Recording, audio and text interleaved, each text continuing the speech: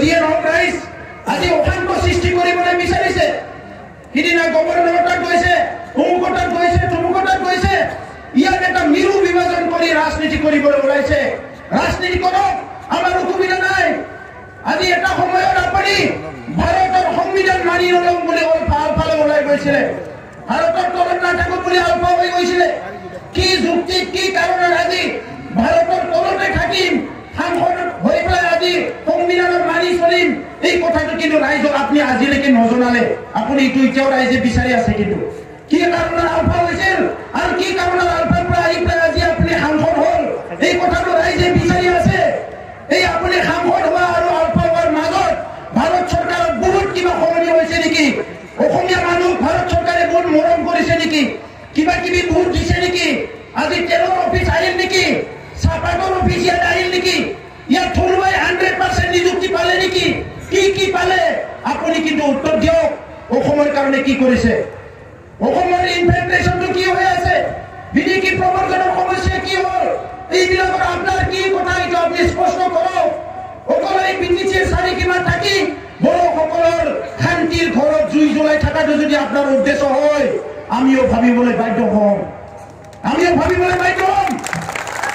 কিয়নো কোনোবা এজন হীৰা শৰণীয়া আমাৰ কাৰণে চিন্তাৰ বিষয় নহয়।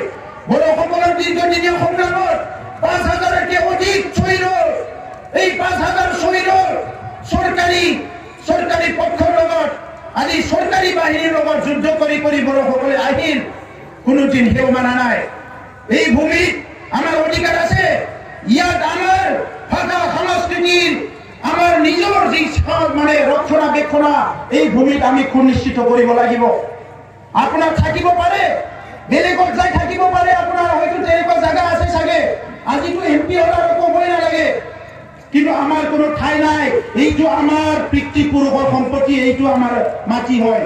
আৰু ইয়াত যিকোনো বিনিময়ত আমি আমাৰ সংগ্ৰাম, আমাৰ অধিকাৰ আমি যেতিয়ালৈকে পাবলৈ সক্ষম নহয়, আমি সংগ্ৰাম চলাই যাওঁ। ইয়াত কাৰো ৰঙা চুকু আমি ইয়াত মানে অসহ্য কৰা নহ'ব। ইয়াত কাৰো ধমকি মানি চলা নহ'ব। আজি ইয়াত যদি লম্ফ জম্ফ কৰি পাই কিবা পৰিৱেশ নষ্ট কৰে, ইয়াৰ কাৰণে কিন্তু জগৰীয়া আপুনি হ'ব আৰু আপুনি দায়ী হ'ব লাগিব। আৰু অসমৰ ৰাইজক আমি আহ্বান কৰিছো, আজি হীৰা শৰণীয়াৰ যিটো ৰল, সেইটো আপোনালোকে চাওক। অসমৰ কাৰণে কি মাত মাতিছে। সংসদ হোৱাৰ আগত বড়োসকলৰ এগেইনষ্টত থিয় হ'ল, সংসদ হোৱাৰ পিছতো বড়োসকলৰ এগেইনষ্টত থিয় হ'ল। আৰু অহা সংসদ যিটো পাৰ্লামেণ্ট ইলেকশ্যন আহি আছে, এই পাৰ্লামেণ্ট ইলেকশ্যনত আজি বড়ো অনাবড়ো বিভিন্ন জাতিৰ মাজত মিৰু বিভাজন কৰাই পেলাই, সংঘাত কৰাই পেলাই এটা পৰিৱেশ সৃষ্টি কৰি আজি MP হ'বলৈ তেখেতে এটা ৰচনা কৰিছে। এই ৰচনা কৰা যিটো তেখেতৰ পথ, এইটো আপোনালোকে বুজি চাওক। ইয়াত অকল বড়োসকলক জগৰীয়া কৰিলে নহ'ব। বড়োসকলে কোনো জাতি জনগোষ্ঠীক নিজৰ শত্ৰু বুলি ভাবা নাই। কাকো অসন্মান কৰা, কাকো ধ্বংস কৰাটো আমাৰ লক্ষ্য নহয়। আমি সকলো একেলগে বসবাস কৰিম। আজি বড়ো অঞ্চলত সংঘাত হৈছে হয়, কিন্তু এই সংঘাতৰ ষড়যন্ত্ৰকাৰীবিলাক কোন? আজি কোনোবা CBI, NIA কিবা কিবি আজি কাম কৰি আছে, তেখেতসকলৰ আজি এই CBI বিলাকৰ ৰিপৰ্ট বিলাকত ওলাব, তেতিয়া রাইজে কব। তো রাইজ জাস্ট आं खोथाखौ बेखौनो बुंनो नागिरदों, आलादा रायजो मोननायनि जि लामा, सिगांबो बुंदों दाबो बुंदों, सोमावसारनाय राजखान्थि आरो मोनसे जाबाय सावरायनाय। दिनै अल इन्डियायाव विदर्भनि रायजो बिग्राबो फैदों, नाथाय मोनसे खोथाखौ जों बुंनांगोन, जोङो गोग्गानायनि खोथा नङा बियो, रंजानायनि खोथा नङा, नाथाय मोनसे खोथाखौ बुंनांगोन। भारत सरकारा सोरजोंबा रायलायदोंबा बड'लेण्ड बिग्राफोरजोंल' रायलायबाय थादों। बे खिन्थु जोंनि थाखाय मोनसे एचिभमेन्ट, जोंनि थाखाय मोनसे एचिभमेन्ट। गुबुन रायजो बिग्राफोरजों रायलायाखै। आरो बे एचिभमेन्टआ, बे फिथाइया मानि थाखाय फैदों? बे फिथाइया नोंथांमोननि थाखाय फैदों। गोदो जोंहा बर' लिडारफ्राबो बारा गोदो नङा, 10 बोसोर सिगाङाव, 5 बोसोर सिगाङाव जोंखौ बुङो इलेक्सन फैनायखाय होख्रावलायसिगोन, इलेक्सन फैबा होख्रावलायसिगोन। एबार मा बुंनो, एबारथ' मास मोनसेबो थायाखै नङा होमबा? दाखालि दिल्लीयाव होख्रावबाय, दिनै बेयाव होख्रावलायबाय, सनितपुराव होख्रावबाय, चिराङाव होख्रावबाय, आरो जानुवारियाव होख्रावबावगोन जोङो। बे कन्टिनिउ कुनु थाबथानाय गैया, थाद'नाय गैया, गासै आन्दोलन खालामबाय थानायलाय आरो जोबोद सोद्रोमै बिबुंथिनि गेजेरजों गावनि खोथाखौ बुंबाय थानायखाय दिनै खौरांगिरि टिभि मिडियानिफ्राय लानानै लिडारफ्राबो भारतबर्षनि रायलायनो गोनां जादों। आं दाख्लै खोनानानै सासे अफिसारा आंनो बुंहरदों एनटिभिजोंबो रायलायबाय थायो जेब्ला टक जायो मा जायो बेबायदिनो बेवहाय आरो गोबां फिसा फिसा हाथियार लाग्रा आफादफोर दंबावो गोसोमफोरनिबो दङ मोननै मोनथाम सोरनिबा दङ। दा बेवहाय रायलायनायाव बिथांमोननि बेले बेजेखौ नुनानै दाख्लै आसामनि सासे टपिक जागिरिया माने बिसोरखौ दम होदों जाहैदों नै बर'फोरनियाव सोलोंनायखौ नोंसोर आन्दलन खालामनो होननानै रायलायनो रोङा नोंसोरो मालायखौ बखिनोल' फैयो नोंसोरनो मा नांगौ बुङाबा हैनानै दाद्रि होदों जाहैदों। थांनानै बर'फोरनि सायावसो कमप्लेन खालामहैदों। बर'फा ओरै उनाव अफिसारा रागा जोंनानै बुंबाय आरो बर'निल' बुंनो फैदों ना नोंसोराबो माबा जेंना दङ होननानै। दा नंखायनो रायजोफोर बैसोरो दावराव खालामनायाव जोंहा जेबो साननांगौ गैया। फेसबुकाव मायावबा एखमबा जोंहा उन्दै सेंग्राफ्रा माबा माबि लिरलाबायो लिरनायखौ लिरनो नांगौ लिरनाङा होनाखै आं नाथाय ओरैबायदि खोथाफोरखौ लिरनाङा जे खोथाफ्रा बिसोरखौ मदद खालामो मिथिबायना बिसोरखौ होखारो बिसोरनि एनार्जिया लस जागोन। दिनै राजबंशीफ्रा जोंनि एगेन्स्टल' खोथा बुंनाया गावसोरनो मा नांगौ बेखौनो बुंनो बावबाय बिसोर दा फारसेथिं मोजां आरो बिसोरखौ जों बेबायदिनो आन्दायहोना दोननो हायोबाथ' मोजांसै जोंहा आलादा रायजोआ बेबायदिनो बारलाङो। गोसोमफोरनियाबो बेनो दाख्लै लावथि लाग्राफ्रा दाद्रि होनानै हरजाबाय टफि गोजाफोरजों अफिसारफोरजों थांनानै सोलोंना फैदों नोंसोर बर'फोरनि सिलाय लाग्राफोरनियाव बर'फोरनि गणतान्त्रिक माने सोमावसारग्राफोरनियाव सोलोंना फैदों सोमावसारनाया बोरै खालामो गभर्नमेन्टजों रायलायनाया बोरै जायो सोलोंना फैदों होननानै बुंना हरदों। दा बे खेला खोथा नङा रायजोफोर आरो बे अबस्थायाव जे बर'फ्रा सफैबाय बिनि थाखाय जोङो 30-40 बोसोर लामा हान्थिबोनो गोनां जादों मिथिबायना बिदिनि खोथा नङा बेयो आं हारसिं गसंनानै गोग्गायै बुंनाय खोथा नङा बेयो बै 30-40 बोसोरनि खास्रि बिस्रि पुलिस मिलिटारजों गावथारजानाय जोख्रेबजानाय न' बां सावजानाय जिनाहारि खालामजानाय दिल्ली दिसपुराव जोंनि खोथाफोरखौ खौरांगिरिफ्रा लिरै अफिसारफ्रा जोंनो सम होयै बर' लिडारफोरनो बै मन्त्रि मन्दाफ्रा सम होयै बेबायदि थासारिखौबो मन'बोजोबनानै जुजिबोजोबनानै दिनै जोंनियाव बेबायदि मोनसे साहस आरो धैर्यआ फैदों। दा बेनो देरसिन खोथा दा नंखायनो रायजोफोर बे दाख्लैबावै जि खोथाफोर ओंखारबाय बे खोथाफ्रा बबेनिफ्राय ओंखाराखै जों स्टाडि खालामबाय थादों।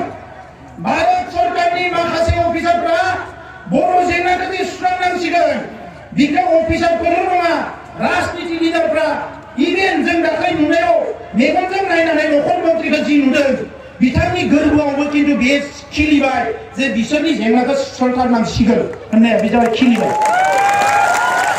दा बेवहाय नै बिथांमोनखौसो नायहरो गुवाहाटीनिया मा बुङो दा गुवाहाटीनियाबो खिन्थु थासारिया मोजां नङा गावसोरजों गावसोर अरलायनाया बारानिफ्राय बारा जालांगासिनो दङ गाज्रि सेलायलायनानै नांलायनाया बारानिफ्राय बारा जादों।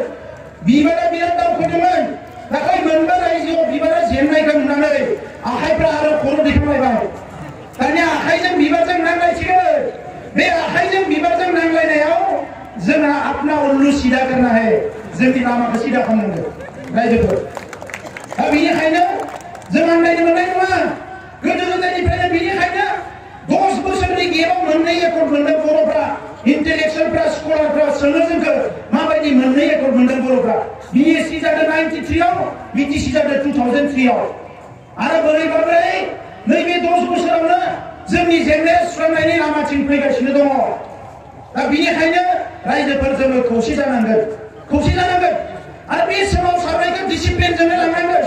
ओंखायनो आं नोंथांमोनखौ खावलायनाया बे दिनै जोंनि खोथाखौ बुंना फोजोबनो हाया स्कुल कलेजनि जेंना हा हुनि जेंना बेसे रायलायनो जोंलाय BTC ओनसोलनि खोथा BTC ओनसोलाव मा जादों जायाखै रायलायनानै फोजोबनो हाया गथायै बुंनो थाङोबा बेल' दिनै आसामाव सेन्ट्रेल इउनिभारसिटियाव गंनै गायसनबाय जों बिबाय थाबाय जोंनो होआखिसै मेडिकेल कलेजा 8टा जाबाय 7टा जोंनो गंसेबो होआखिसै क'क्राझाराव होनो होननानै एम्सखौ जों बिबाय थाबाय All India Institute of Medical Science जोंनो होआखिसै आमिनगावआव गायसनबाय बरपेटा नलबारियावनो मेडिकेल कलेज गायसनबावबाय नलबारियावबो 200 कोटी थाखा हरबाय मेडिकेल कलेज जासिगोन बरपेटायाव जाखांनायनि उनाव बाक्सा चिरां उदालगुरियाव खिन्थु होआखिसै सानजाहा होआखिसै जोंनि ओनसोलफ्राव।